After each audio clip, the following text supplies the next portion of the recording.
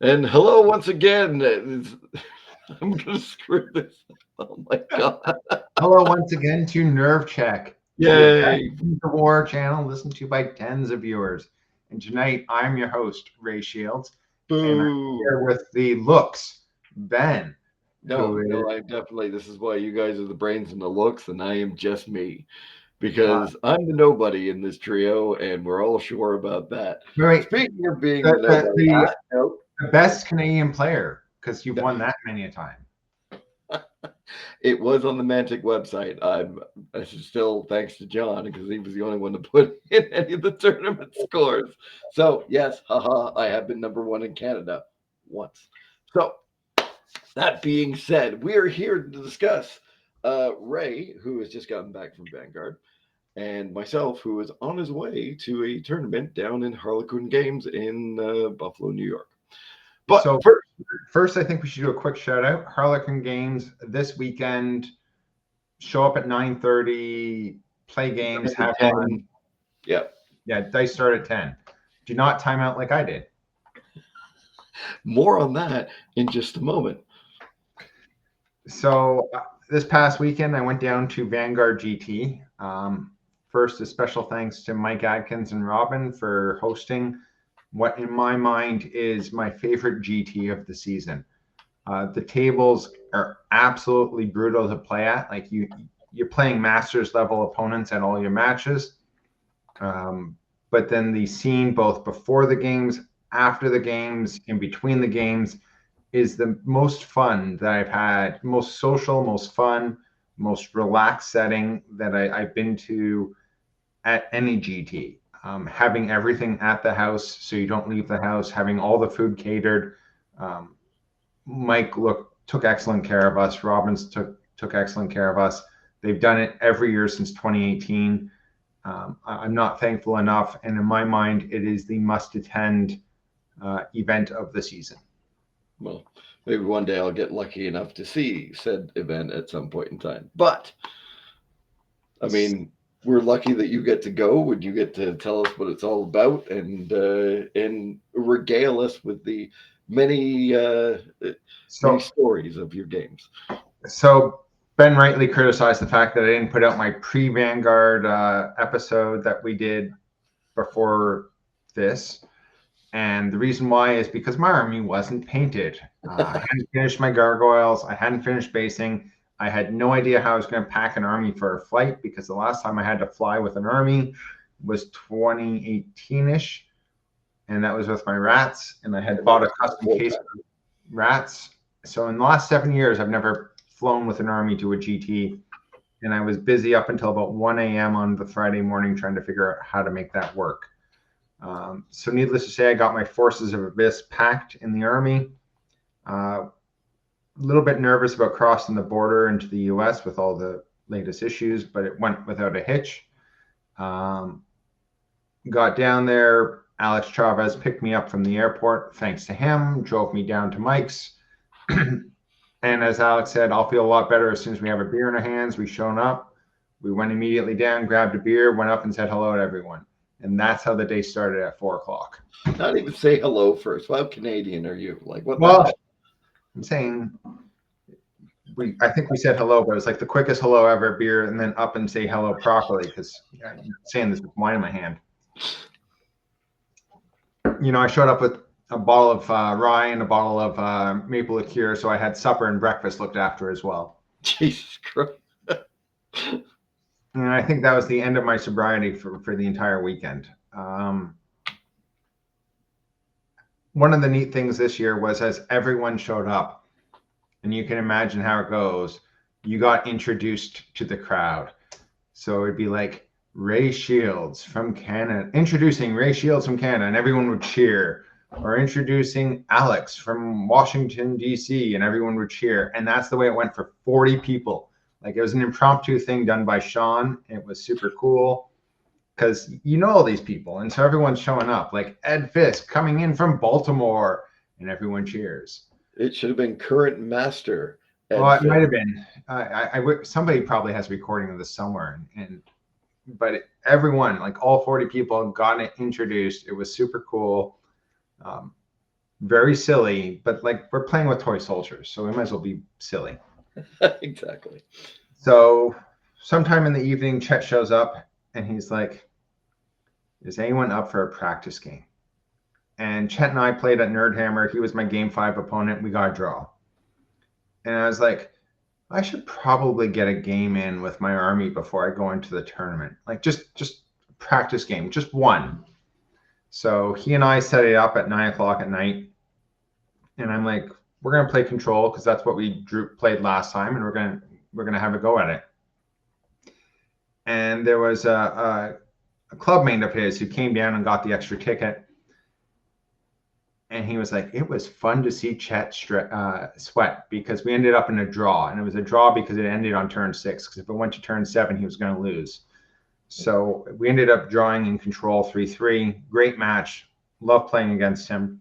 So I got one practice game before I go into Saturday morning.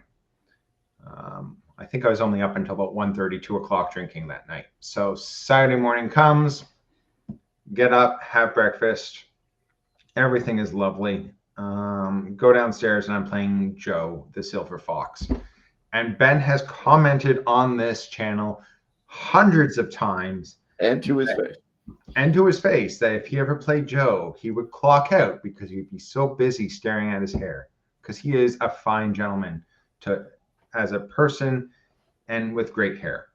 Far better than mine. So I show up and he's like, we're good to play. This is lovely. And I'm like, it is. This will be great. So we begin the game.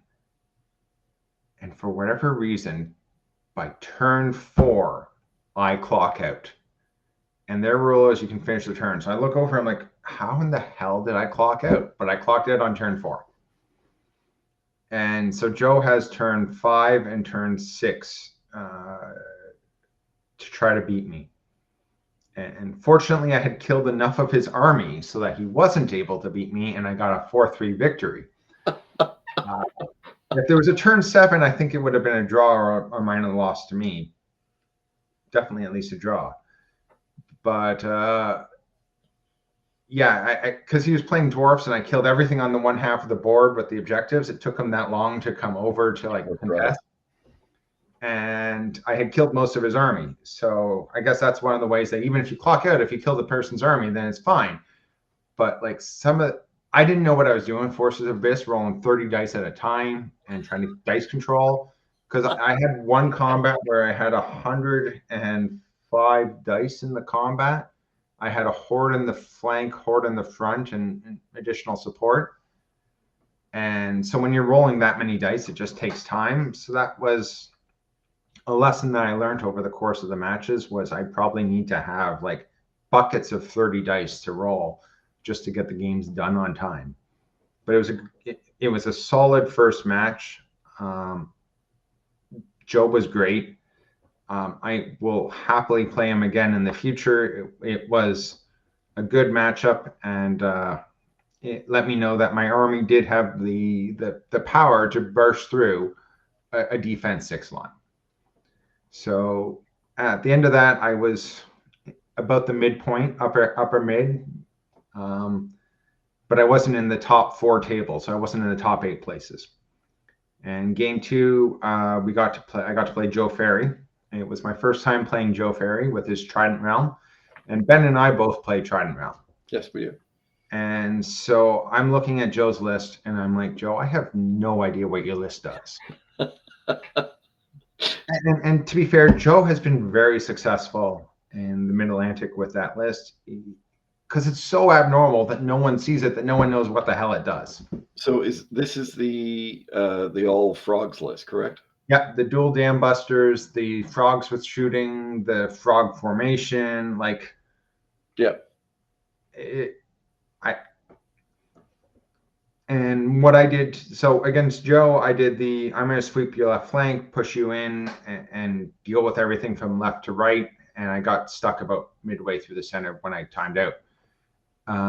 Joe provided me with a copy of his list. Joe, I would love it at some point in the future if we ever challenge to see your videos because they're weird and awesome at the same time. But Joe tries to do the whole board setup against me. So he tries to stretch his Trident Realms from coast to coast. Yeah. And against my Forces of Abyss, moving speed 9 nimble, you just can't do that. I was able to redeploy from the center completely out to the 2 flanks and attack both of his flanks at the same time. I was able to pick off his inspiring so that all it took was a good nerve roll to kill it. I didn't need to even spike the nerve rolls, just an 8 instead of 8s twice, which I never appreciated just how much of an impact inspiring has, because I normally want to play with it. But when I was able to take out his Dam Buster Sentinel right off the bat, his entire right flank had no inspiring. So then I'm able to pick up everything. And then I did the same thing on the left flank. And then I was able to collapse into the center. So it was not a good day to be a frog. To quote Kermit the Frog, it's not easy to be green. But Joe took a really hard loss with his chin up and a great attitude. He was fun to play against. He had me doing shots during that game. Oh God. I had begun the day with like the maple liqueur and the coffee. I was doing shots for round 2, and then I'm going into round 3, which was against Mike Ireland. Wait. But before we get into the, like, we should say that the frog list is kind of susceptible because it is only defense 8. It does have ensnare, but it does also suffer from kind of a lowish nerve. So that is kind of the drawback to playing that army. I'd love, and I'm being deadly serious here, Joe. If you ever listen to this, please come on, please. I'd love to talk to you about your army. I really would. Even if it's just you and me just chatting away for a while, that would be great. I think we can get Joe onto the podcast, and I think that might be worthy of a Trident review, a Trident Realms update, because he plays it completely different than what I do, and he's good at it. I play it correctly, yes. Fair enough. Look, at least I haven't said anything about the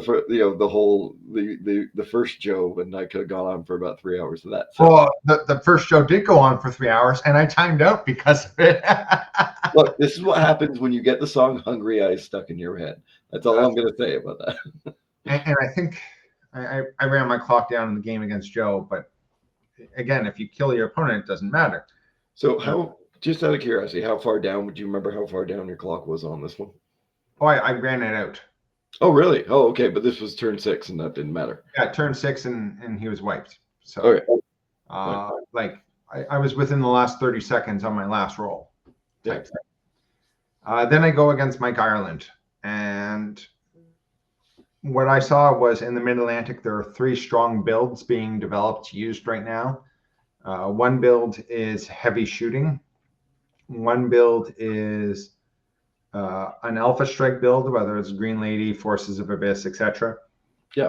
And the third one is the Defense 6 Wall, which I say this all, and it's funny because top place was Zettelmeyer with none of the above with Night Stalkers. And I guess that's spoilers. And second place was Allen, which was strong shooting. And third place, Steve Forrester had a combined arms army with a bit of both. So it clearly shows that you can win without those builds, but those are the builds that seem to be popular right now. I say this because I'm going into Mike Ireland, and I look at his list, and it was sick and disgusting. And I'm saying this as somebody who brought 7 units of Abyssal Berserkers. 4 hordes, 2 regiments, and the apostate. And I'm looking at his list going, my God, you have, what was it? It was at least 5 units of claw shots. It was 20 lightning bolt, 3 wizards, and Mother Kryza. Damn. Was the formation, which had the 2 artillery pieces and the chariot. And the redeploy. And the redeploy, and it was another chariot. So he had 21, 22 drops plus the 3 redeploy drops. Oh, shit. So I'm playing against somebody who has 25 drops, and I'm looking at myself going, I have 23 drops. So this was the game that was streamed, and in fairness, it was, despite the shots in the previous game, it was probably the game I played best all weekend from a technical perspective. So if I'm going to have one video put up on the YouTube as to like, here's an example as to how I played Forces of Abyss, this was it. Because I was scared shitless of this army, because I was like, I don't know how I'm going to do it. I don't know how I'm going to beat it. Fortunately, the scenario was protect and raise. And I put two of my objectives on the right, one on the left, closer towards the center, and he put his 3 down on my side. And one of the pieces of advice I give to anyone listening to this is, if you're fighting a shooting army, and I did this against Ed with ogres, set up 6 inches or less away from your start line. Because if you only set up 6 inches, then they can't move and shoot you on the first turn. So I set up my entire army at the 6-inch line, and I hid as much of the army as I could. Unfortunately, my chariots can't be hid because they're height 4. So they were seen, visible, but in cover to some of his shooting on round 1. Well, sorry, how many sacrificial imps do you have in that army? Because we did talk about 5. Yeah, so that does help you with a lot of the shooting. So I would think going into a shooting army would be okay. Only if you go first. But if you go first, then you're sitting there with your butt in the wind to defense 4, and he has, 25 piercing 2 shots, 20 piercing 1 shots, all hitting on 4s, plus the artillery, which is piercing 1, and the 2 war machines, which are piercing 2. So he has roughly 70 some odd shots, all piercing 1 or better. Yeah. And hitting on 4s. It tears apart your defense 4 army. Doesn't matter. So I set up 6 inches in. I had some of my hordes turned sideways, and he looked at me. He was like, "Are you actually putting your hordes like facing sideways?" I'm like, "Yep." Just so I could fit more, because I didn't know which way I was going to go with them. I had to deploy my army essentially without knowing how Ireland was going to deploy. And when everything was down, I look at it. So he won table sides. He won the first turn. And he goes and he tries to shoot off the chariots, because that's all he can really see. He has a bit of a low roll. He did 8 wounds, 7 or 8 wounds to them, and rolled a 5 on nerve, not enough to waver them. So, which was, I got lucky because his artillery was hitting on 6s, 8 dice. He failed to wound them. He got 8 hits, 8 wounds with his 25 shots, and that's all he had. So I mitigated his first turn shooting. I then proceed to move my entire army to the right, up and around through the one piece of impassable terrain, taking advantage of the fact that my army was faster and more nimble than his, to try to flank down his side. It works. My hordes break through his spearmen. My berserker apostate decides to shit the bed, fighting a regiment of warriors who are 12-14, uninspired, unrallied, and it takes him until turn 5 to kill them. So turn 2, turn 3, turn 4, he's fighting them one-on-one, and he was only averaging 2 wounds a turn. And then he kind of sucked. And on turn 4, I threw a regiment of berserkers in and got him and double ones him. And so on turn 5, I finally kill him. But they held me up. So that's why my flanking force didn't have any inspiring going with them, because the berserker apostate got held up longer than what I thought he was going to. But I begin throwing my hordes into the flanks of the claw shots. So that probably eats up my clock there, because you have 60 attacks hitting on 5s, wounding on 4s or 3s. But it's still a lot of dice to be rolling. Starting on turn 2, I realized that he hadn't grabbed my 3rd objective in protect and raise, the one that was in his center. So I moved up 2 hordes, popped the imps, plus the seductress with the gnome glass shield, And I was like, okay, I have a chance to get my third objective. And I figured if I get 3 objectives and held one of his, I would win 4-3 no matter what. So I'm doing this calculation on turn 2. Turn 3, I do the execution. So Mike's not beat me last time he played, so it's a bit of revenge on my part. But he's like, your seductress is within 18 inches of Mother Chrysler, so if I run up 12 inches, I'll break her known glass shield. And I was like, shit, I didn't measure that. So he does it. And then he focuses fire on her and he shoots off the seductress. But he largely leaves the 2 hordes alone, puts 5 or 6 wounds, not enough to stop them, because he splits his fire between the 2. And I'm able to run the horde in through a nimble charge into his warlock, overrun into the chariot, which allows me to get both of those creatures off the board and claim the objective.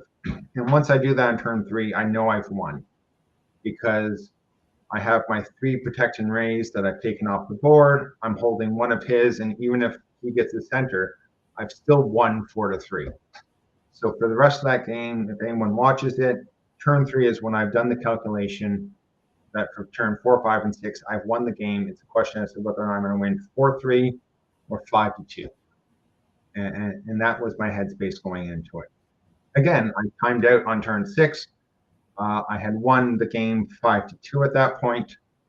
Unfortunately, there was a turn 7, and he makes it 4-3, and I'm not able to respond to win it 5-2. So the story of the game is, if you're playing Abyssal Berserkers, timeout, because then you win. Apparently. So feeling pretty good. Went to bed reasonably early at 1 a.m. that night. We had Mexican food that evening. Lovely time staying on site. And I'm playing Steve Forrester the next morning. And Steve and I hadn't played in about 9 years. So it's been a while. We've seen each other, talked to each other, obviously, but hadn't played. And we're both running Forces of Abyss. And I think my Forces of Abyss is better than Steve's. Unfortunately, Steve decided that he was going to take me behind the woodshed, and with the help of my dice, beat me like the redheaded stepchild that I'm not, but clearly should have been in that case. We're playing Plunder, 5 objectives across the board. He has 3 Flame Bearers, 2 Warlocks, the Betrayer, so he has a lot of shooting. He has the Baal, who can run around. And I'm like, okay, going into this, again, turn 2 was the important turn. So I'm looking at the entire board. On my far left, he has his Horde of Berserkers with Brew of Sharpness.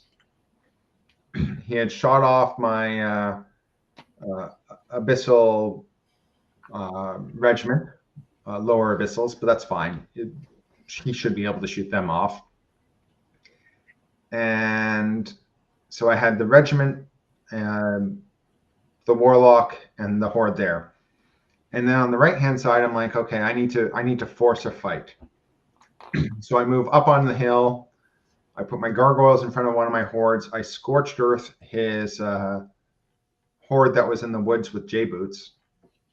And so he has a horde that will be hindered. He has the manifestation of Baal, and he has his knights that can only attack my gargoyles. I'm in good shape to take the hit.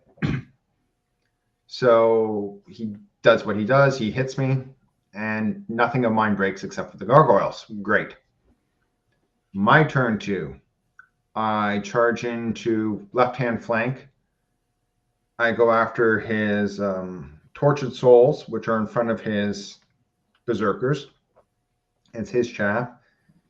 And I'm looking at going, well, if I can get a 3-inch overrun with my Warlock, I can sacrifice my Warlock, and there's no way you can nimble charge my Horde of Berserkers with Brew of Strength. And they'll be my Berserkers with Brew of Strength going into your Berserkers with Brew of Sharpness, and if I attack first, you should be dead. Especially because I was moving my Berserker Apostate there so that they would be what's the where you re-roll the ones to wound? Blessing of the Gods. No, that's elite. But, vicious. So they'd be vicious. So hitting on with vicious should be good to go. So I'm setting that up. On the right-hand side, I countercharge across the board. I throw my Seductress into the flank of the Knights with Host Shadow Beast 4. Looking at everything, and in fairness, I didn't do the math. I didn't do the math as well as I should have. Because one, my regiment held against his hindered horde, which was fine. But going along the lines, my horde had a 75% chance of breaking his, and 75 to 80% chance of breaking his Tortured Souls. I needed to do a 4 or better. I rolled a 3. Oh, I didn't break them. The Manifestation of Baal, I was supposed to do. He did his once attack on my Warlock, so I couldn't cast Bane Chant. Right. So I should have done about 9 runes because I did the Warlock in the flank instead.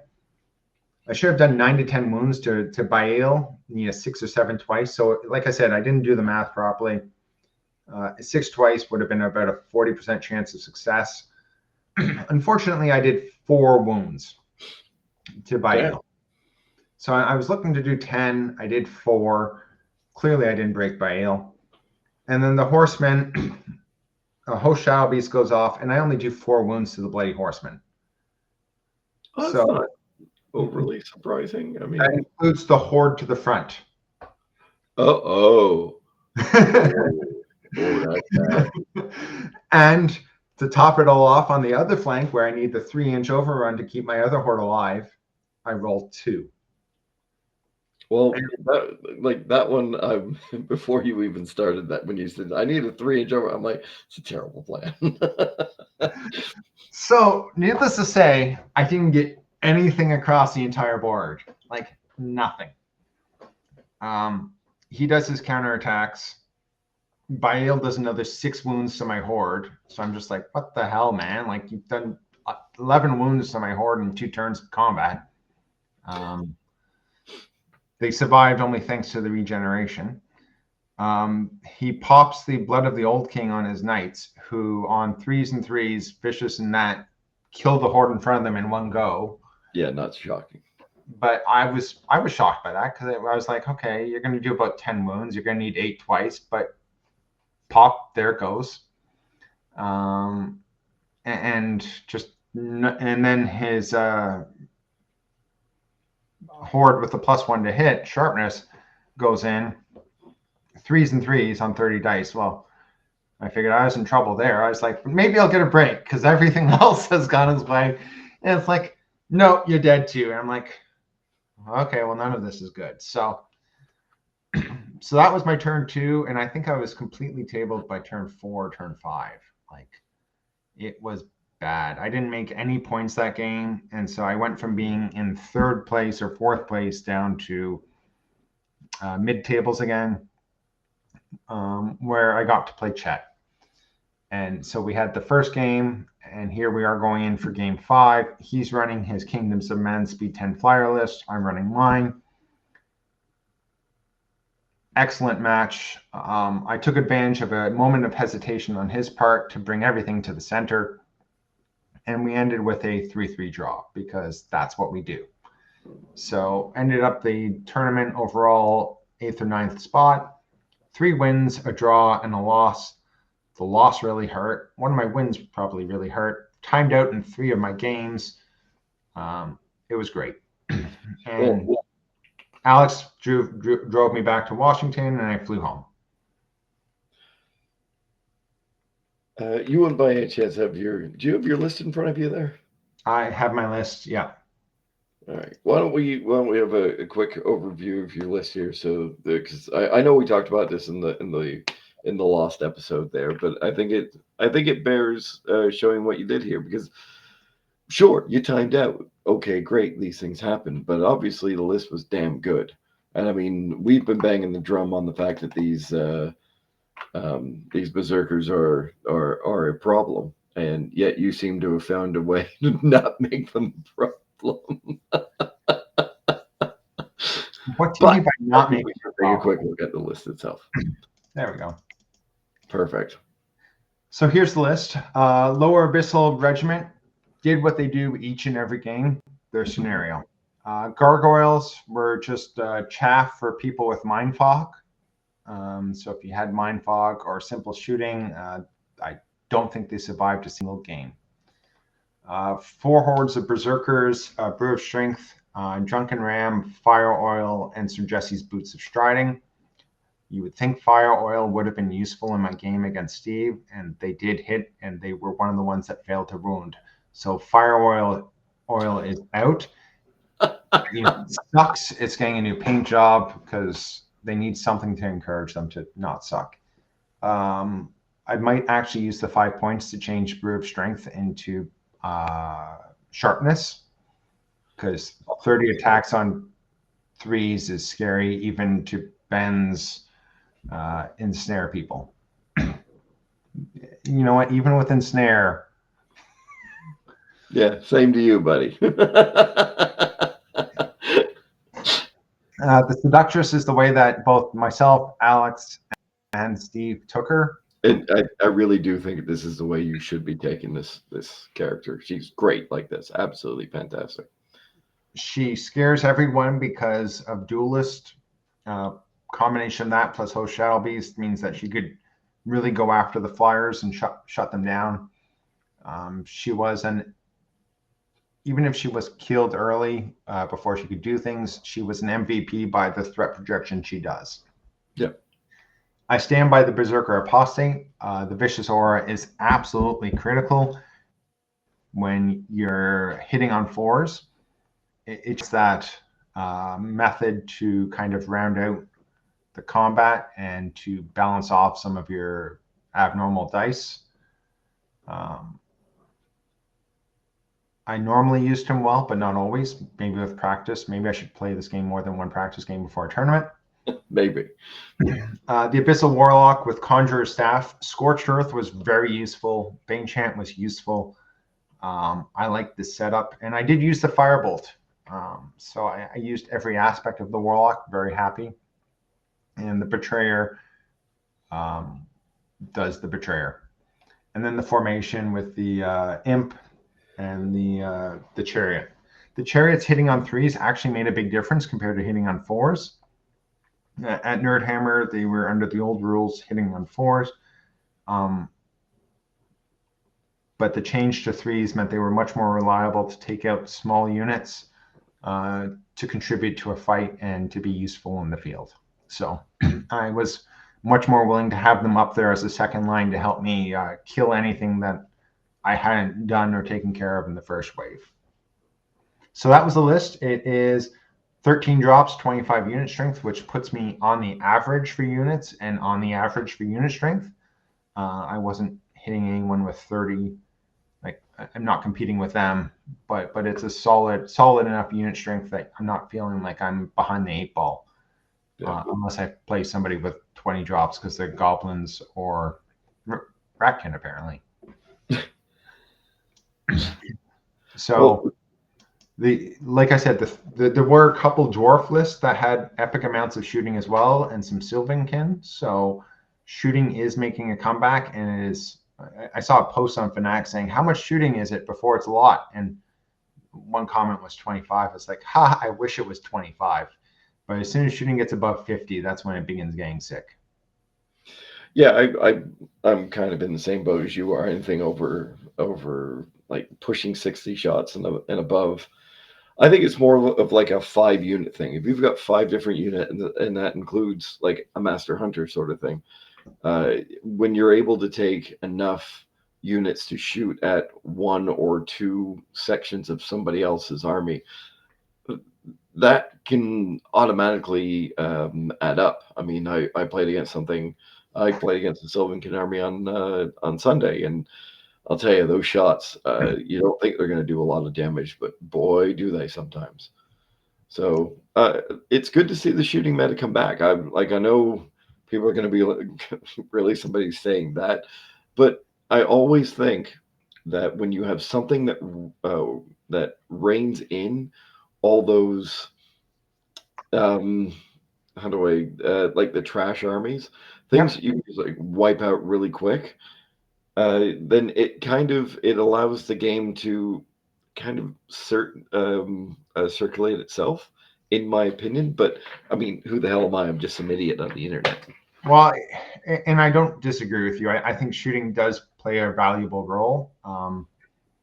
That being said, there's something very different about being shot at by 40 flame bearer shots, which will do 20 hits, 10 wounds against defense 5, which is why Right. I'm saying that's the point where if you're playing it, you have to be worried because you could lose a defense 5 unit. And something that shoots above 24 inches, because when it shoots above 24 inches, you can't respond to it if you don't get the first turn.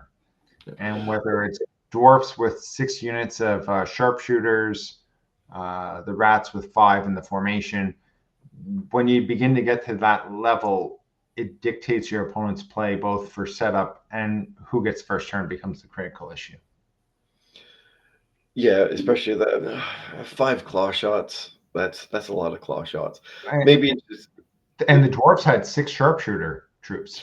that's like I understand that the idea is to shoot at things that are big, but if you can't see shit, you can't shoot it.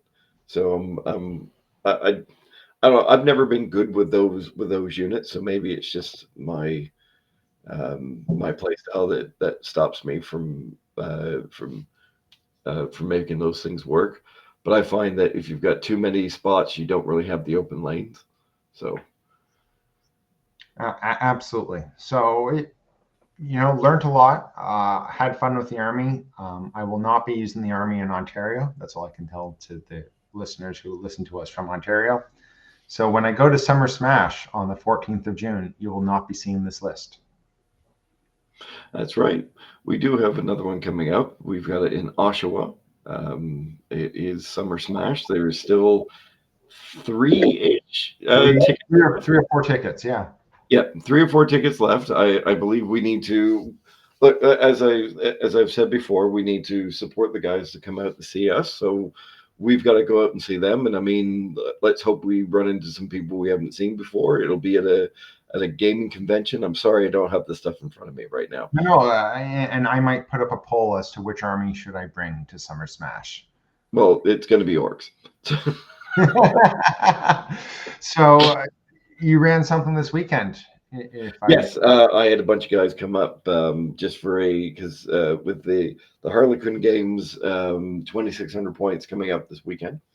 I am the reigning defending champion of the only time they ever ran a Kings of War tournament. So I'm going to go down to defend my slip of paper that I got from them at that point in time.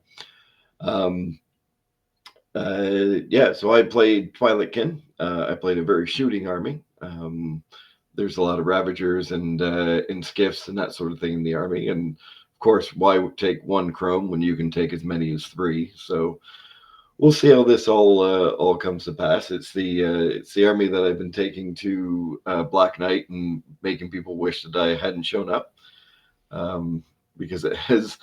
As much as people say that the army it has lost its luster, at the same time, that's still a lot of shooting, and they're still elves, and they're still elite, and they can still do damn good things to armies that aren't expecting it. So I'm gonna go and be a dick in the States, and hopefully I'll be able to get there and back again. And of course, I've told my wife I'm going to a tournament.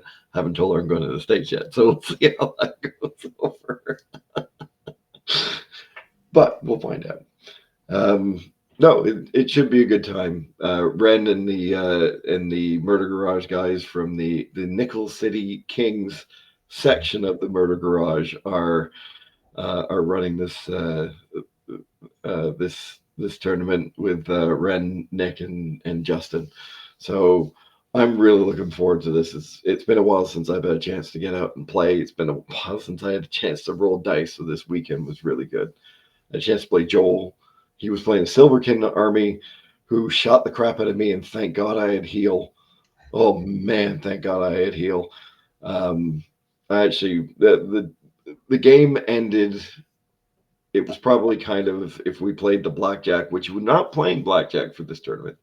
It is Ren's own little new way of scoring armies. So I'll let you know how that goes. Um, but it would have been close to like an 18-3 for me against Joel, but the game was closer than that. So I was he's painted up a really nice Sylvankin army. It's a very October themed sort of elves.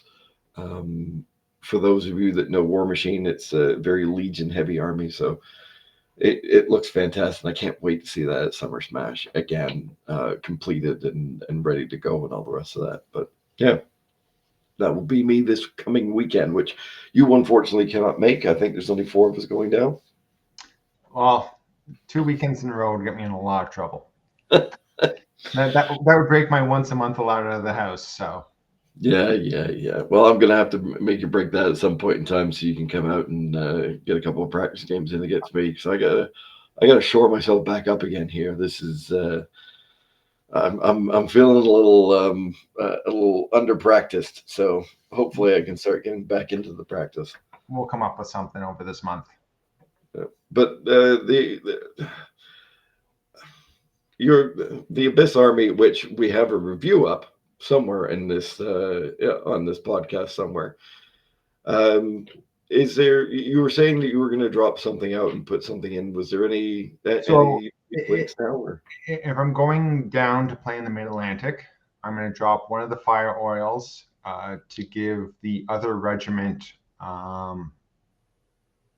imps, so that every unit of berserkers that can take imps has imps. Because if you're going into a shooting meta, you need to have the defense. For the Northeast, I'm seriously considering dropping the imps and dropping the fire oil and upgrading to Blood of the Old King on the 4th horde, because I could always normally have 3 of my hordes in close proximity to each other, and the 4th horde was always on the other side of the table by itself. So having that turn of Elite and Vicious with no drawbacks from Blood of the Old King is definitely a gift.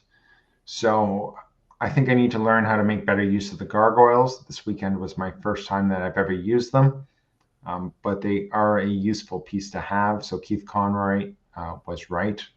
If he listens to this, shocker. But I think the lower abyssals having them as well was right. Because if you want to sit something onto a objective, so I like my army. I like the way it is right now. But I would like to try out like an infantry-based Forces of Abyss army. So in an Ontario one day, I'll paint up the Flame Bearers, the Abyssal Guard, etc., to give that type of army a solid go before I completely discount them just for fun. So that will be one of the 3 options for Summer Smash is infantry-based, like proper infantry-based Forces of Abyss army, Trident Realms, or Orcs for Summer Smash. Don't play Trident Realms. That's for people that want to win or something. I mean, well, not my version apparently. My version sucks. So, but yes, so we probably do need to do a updated Forces of Abyss. I know I saw the request for EOD review. We don't have the EOD players in the Ontario Northeast region. But we might know a guy. We might know a guy, and so that might come up in late June where we might get to do an EOD update review. So we'll see how that goes. But I think that's all we have for this evening. Sorry, you said the 2 winners. Do you remember the armies that won? It was Twilightkin was second. Night Stalkers was first. Twilightkin was Night Stalkers with a combat army was first, right. But Zettelmeyer did not face an Alpha Strike army. So that'd be my curiosity as that he played 2 shooting armies, a balanced army, and I forget his Trident Realm under Ed Fisk, which is not a shooting army. It's not an Alpha Strike army. It's just a grind army. Right, and I did see that one on the Sunday. I actually watched that game. Yeah, so that was the game 4 when across from me and Steve. So it'd be interesting to see how Mike's army handles an Alpha Strike list. But he was first. Alan Beener with his Evil Shooting Twilight Cannon Screw You Elves was number 2. Steve Forrester with his Balanced Forces of Abyss was 3rd place. Yeah. All right. Yeah, I think that kind of runs it down, because I think the meta is shifting. Like, it's definitely it's sorting itself back out again. And I think you're right. We do need to go back and update a couple of these things, including our magic item review. I think we need to have Blood of the Old Team no longer sucks. It does not suck anymore. That is absolutely correct. So yeah, well, I guess for now, and yeah, for next time, and I swear I'll be more awake the next time. This has been a bit of a day for me.